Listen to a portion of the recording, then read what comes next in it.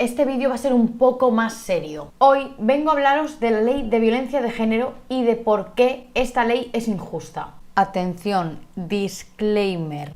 Evidentemente sé que hay mujeres maltratadas y mujeres que mueren asesinadas por sus parejas y exparejas. Pero esto no quita que esta ley tenga problemas. Tenía muchas dudas sobre si hacer este vídeo o no, porque sé que hay mucha gente que no quiere ver la verdad que hay detrás de esta ley. Y por eso hice una encuesta en mi Patreon y ellos decidieron que hiciera este vídeo. Y si queréis participar en encuestas sobre vídeos y tener contenido exclusivo, podéis seguirme en Patreon. Os dejaré el link en la descripción. El primer problema de esta ley lo encontramos en la exposición de motivos, que nos dice: se trata de una violencia que se dirige sobre las mujeres por el hecho mismo de serlo. Esto evidentemente no es así. La violencia de género es la violencia que ejerce un hombre sobre una mujer por el hecho de ser su pareja. Porque si fuera simplemente por el hecho de ser mujer, iría agrediendo a más mujeres, independientemente de la relación que tuviera con ellas. Luego, en la misma exposición de motivos, esta ley también menciona el artículo 15 de la Constitución española y nos dice: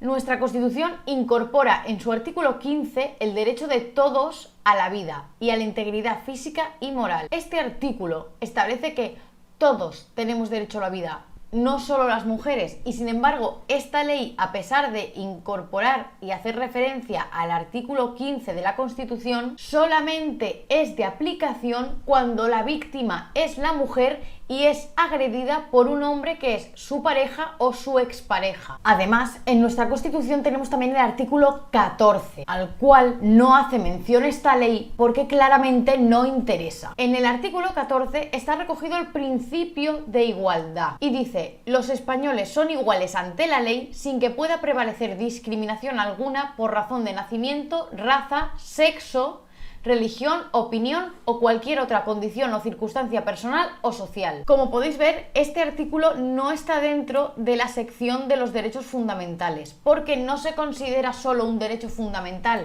se considera un principio rector del ordenamiento jurídico. ¿Qué quiere decir que el artículo 14 es un principio rector del ordenamiento jurídico? Pues que todas las leyes que se creen en España tienen que seguir ese principio de igualdad. Pero, como veremos, esta ley, a pesar de que el Tribunal Constitucional declaró que sí que era constitucional, en mi opinión va en contra del principio de igualdad, porque no se trata igual a un hombre que a una mujer. Vamos a ver ahora en qué casos se aplica esta ley. Pues la Ley de Violencia de Género, en su artículo 1, nos dice: la presente ley tiene por objeto actuar contra la violencia que, como manifestación de la discriminación, la situación de desigualdad y las relaciones de poder de los hombres sobre las mujeres, se ejerce sobre estas por parte de quienes sean o hayan sido sus cónyuges o de quienes estén o hayan estado ligados a ellas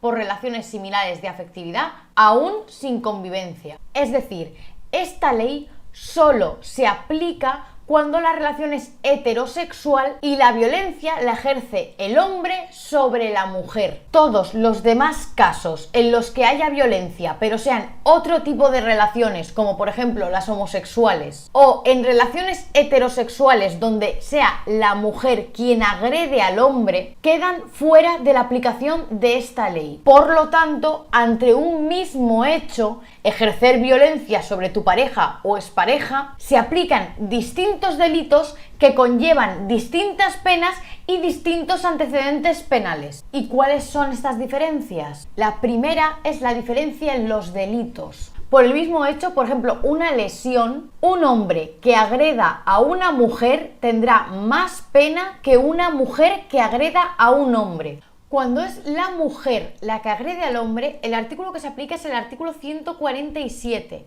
y dice: el que por cualquier medio o procedimiento causare a otro una lesión que menoscabe su integridad corporal o su salud física o mental, será castigado como reo del delito de lesiones, con la pena de prisión de 3 meses a 3 años o multa de 6 a 12 meses. Pero si es un hombre el que agrede a la mujer, el artículo que se aplica es el 148, que nos dice: las lesiones previstas en el apartado 1 del artículo anterior, que es el que hemos leído antes, podrán ser castigadas con la pena de prisión de 2 a 5 años, si la víctima fuere o hubiese sido esposa o mujer que estuviere o hubiera estado ligada al autor por análoga relación de afectividad aún sin convivencia. O sea, por un mismo hecho, por unas lesiones, a una mujer le caen de 3 meses a 3 años o incluso una multa de 6 a 12 meses. Pero en el caso de que sea un hombre, la pena puede ser de 2 a 5 años. Lo curioso de todo esto es que el artículo 148 equipara a los hombres que ejercen violencia de género con las lesiones por arma blanca, porque es el mismo artículo. Se aplicará también la pena de 2 a 5 años si en la agresión se hubieran utilizado armas, instrumentos, objetos, medios, métodos o formas concretamente peligrosas para la vida o la salud física o psíquica del lesionado. Hay muchos más delitos en los que hombres y mujeres no son iguales, pero os he querido enseñar ese porque es uno de los más representativos, porque a las mujeres le caen de 3 meses a 3 años o incluso una multa de 6 a 12 meses, mientras que los hombres son tratados como si fueran arma blanca. Y para que veáis que esto es verdad, os voy a enseñar un caso real. Aquí tenemos la noticia, es del diario El Público y nos dice: me refiero a la sentencia número 677/2018 de 20 de diciembre, en la que se dice que una conducta similar en un hombre y en una mujer en el seno de una relación de pareja es penalizada más gravemente al varón que a aquella. En este caso, la pareja se agredió mutuamente, un puñetazo ella y un tortazo él. El primer juez, que es el juzgado de lo penal, les absolvió por los hechos a los dos, o sea, no condenó a ninguno, ni a él ni a ella. Pero la sentencia fue recurrida por el fiscal ante la audiencia provincial. Entonces, este recurso que puso el fiscal volvió a resolverse absolviendo otra vez a los dos. Y el fiscal, que no estaba conforme con que se volviera a absolver a los dos, volvió a recurrir. Y este recurso ya lo miró el Tribunal Supremo, que es la sentencia que vamos a ver. La sentencia es esta de aquí, la 677/2018, que os la dejaré en la descripción junto con la noticia que hemos visto antes. Recordemos, en este caso la discusión la empieza la chica pegándole un puñetazo al chico y el chico le da una bofetada. Pues si nos vamos al fallo de la sentencia, que es donde los jueces dictaminan qué es lo que han decidido, vemos que pone: debemos condenar y condenamos a Pablo como autor del delito 153 primero del Código Penal a la pena de 6 meses de prisión. Sin embargo, a Palmira, que es la chica, la condenan por el artículo 153.2 a 3 meses de prisión. ¿Cuál es la diferencia entre estos dos artículos y por qué ante un mismo hecho, que es una agresión, a él se le aplica el 153.1 y a ella el 153.2 y por eso las penas son distintas? Pues lo tenemos aquí. El 153.1 es por violencia de género, por eso a él se le aplica este, porque está pegando a su pareja mujer. Y sin embargo, a ella se le aplica el 153.2, que es violencia doméstica. ¿Veis el problema de esto? Ante un mismo hecho, que es una agresión, a él se le aplica el artículo de violencia de género y por lo tanto tiene una condena de 6 meses, mientras que a ella, siendo el mismo hecho, se le aplica un delito de violencia doméstica y por lo tanto son 3 meses. Otro problema que tiene es que al ser delitos distintos, los antecedentes también son distintos. Una mujer tiene antecedentes por violencia doméstica y un hombre tiene antecedentes por violencia de género. Y hay incluso un registro donde están los antecedentes de la gente con violencia de género. Pero a pesar de lo que mucha gente piensa, lo peor de esta ley no es solo que al mismo hecho, que sean, por ejemplo, las lesiones, que es el ejemplo que os he puesto antes, sean 2 penas distintas si eres hombre o mujer. Lo peor de esta ley son las consecuencias que trae que a ti te pongan esa denuncia, sobre todo cuando son casos de denuncia falsa. Porque sí, hay muchas mujeres que ponen denuncias falsas para conseguir beneficios a la hora de un procedimiento de divorcio o un procedimiento de separación. Incluso hay abogados que aconsejan poner este tipo de denuncias para poder agilizar el proceso de divorcio o separación y que de esta forma te asegures la custodia del hijo, la pensión de alimentos y la vivienda.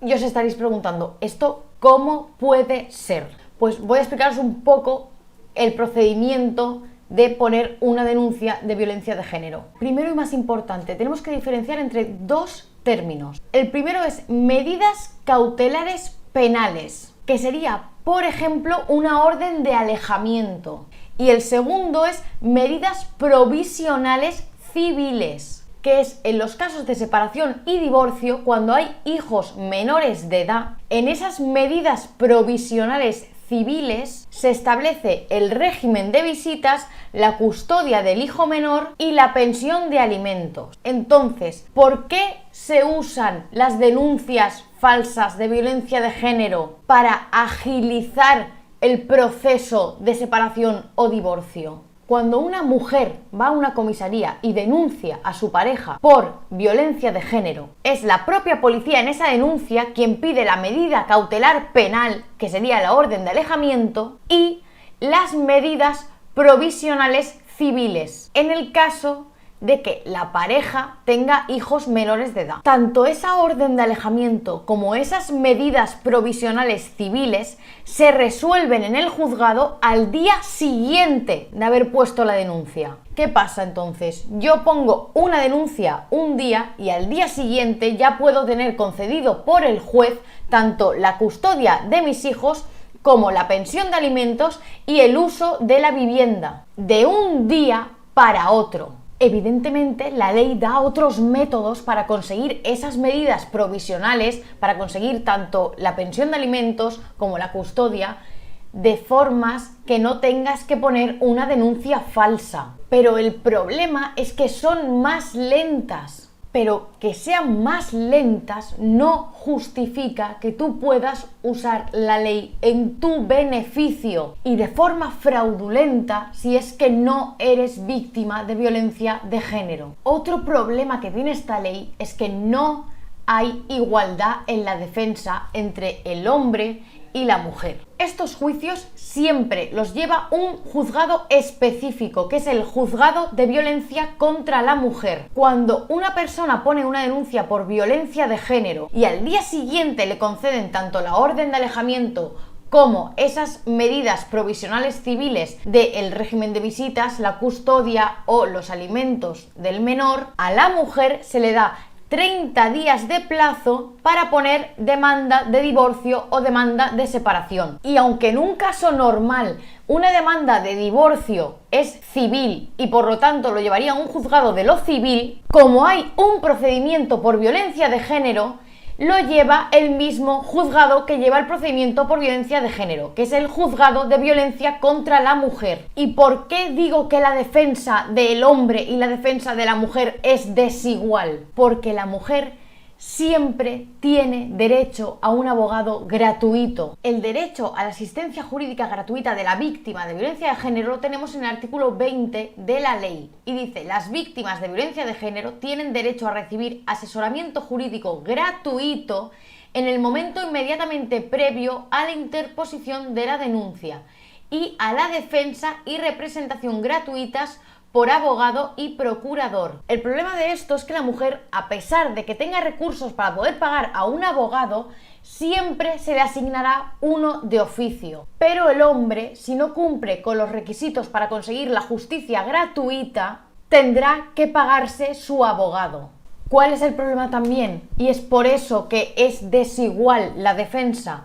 Los abogados del turno de oficio están obligados por esta ley a tener un curso sobre violencia de género. Pero los abogados que no estén en el turno de oficio no tienen por qué tener ese curso. ¿Qué quiere decir esto? Que el abogado de la mujer, como es abogado de oficio, siempre va a tener ese curso sobre violencia de género. Pero el abogado del hombre, si es un abogado pagado por él, no tiene por qué tener ese curso. Es decir, no tiene por qué estar especializado en violencia de género. Es por eso que la defensa de la mujer y la defensa del hombre no siempre son la misma, porque el abogado de la mujer siempre va a tener un curso sobre violencia de género y el abogado del hombre puede que no lo tenga. Además de que esta ley da una serie de derechos o beneficios a las mujeres que son víctimas de violencia de género. Esos beneficios pueden ser suspensión del puesto de trabajo con derecho a reserva de plaza, traslado del puesto de trabajo, reducciones en la jornada e incluso un subsidio de 426 euros mensuales durante un año prorrogable por otro año más. Estos beneficios tienen dos problemas. El primero es que solo se da cuando es víctima de violencia de género, o sea, una mujer que es agredida por su pareja hombre. Si es la mujer quien agrede al hombre o son parejas homosexuales, estos beneficios no existen. Y el segundo problema que tienen estos beneficios es que para poder conseguirlos ni siquiera te piden tener una sentencia condenatoria. Es decir, ni siquiera piden que hayas ganado un juicio donde se demuestre que eres víctima de violencia de género. Eso lo tenemos en el artículo 23 de la ley y dice: las situaciones de violencia de género que dan lugar al reconocimiento de los derechos regulados en este capítulo, a los beneficios que yo os he dicho, se acreditarán mediante una sentencia condenatoria por un delito de violencia de género.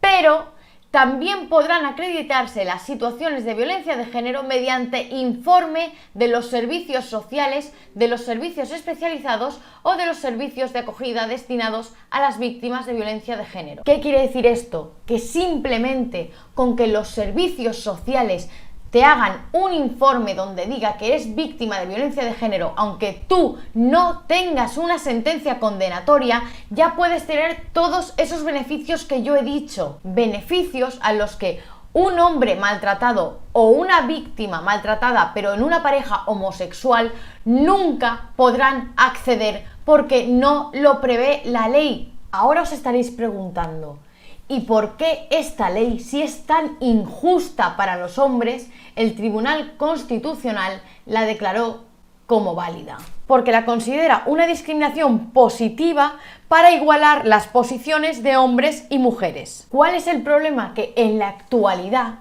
la posición de hombres y mujeres es la misma legalmente. No hay nada que igualar. Hubo un momento en la historia que sí que tendría sentido haber tenido esta ley. Todos sabemos de casos de mujeres maltratadas durante la dictadura que cuando iban a denunciar a sus maridos ante la policía, la propia policía llamaba al marido para que se llevara a la mujer a casa. Pero el problema es que con esta ley tenemos casos de todo lo contrario. Casos en los que es el hombre el que va a denunciar a la comisaría a su pareja por malos tratos y es la propia policía quien le aconseja que no denuncie. Yo conozco un caso de un chico que cada vez que quería dejar a su novia, esta le pegaba una tremenda paliza. La chica era jugadora de rugby. Pues llegó un día en el que la chica le llegó a tirar por unas escaleras y él fue a comisaría a denunciar y fue la propia policía quien le dijo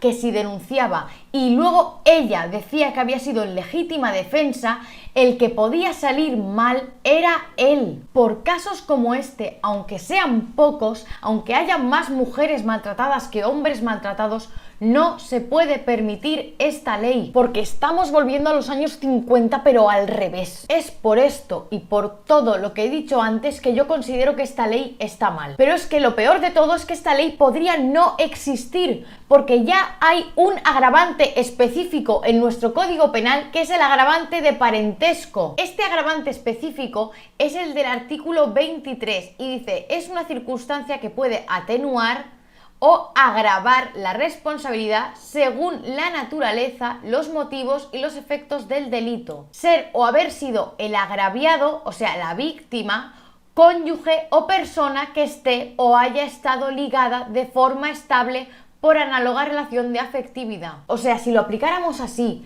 y la ley de violencia de género no existiera, en el ejemplo que os he puesto antes de las lesiones que a los hombres se les consideraba como arma blanca, en este caso no se consideraría como arma blanca. Tanto a los hombres como a las mujeres se les aplicaría el 147 con el agravante del 23, porque estarían agrediendo a su pareja. Y de esta forma se aplicaría tanto a hombres como a mujeres como a parejas homosexuales, siempre que la violencia se ejerza sobre la pareja. No es necesaria una ley que discrimine a uno de los sexos para favorecer al otro. Lo lógico es que por un mismo hecho se tengan las mismas penas, independientemente del género de la víctima. Lo único importante a tener en cuenta sería que hay una violencia en la pareja. Bueno, y hasta aquí el vídeo de hoy. Espero que os haya gustado. Si es así, no olvidéis suscribiros aquí abajito y dejarme un like que yo lo vea. Y nos vemos en el próximo vídeo.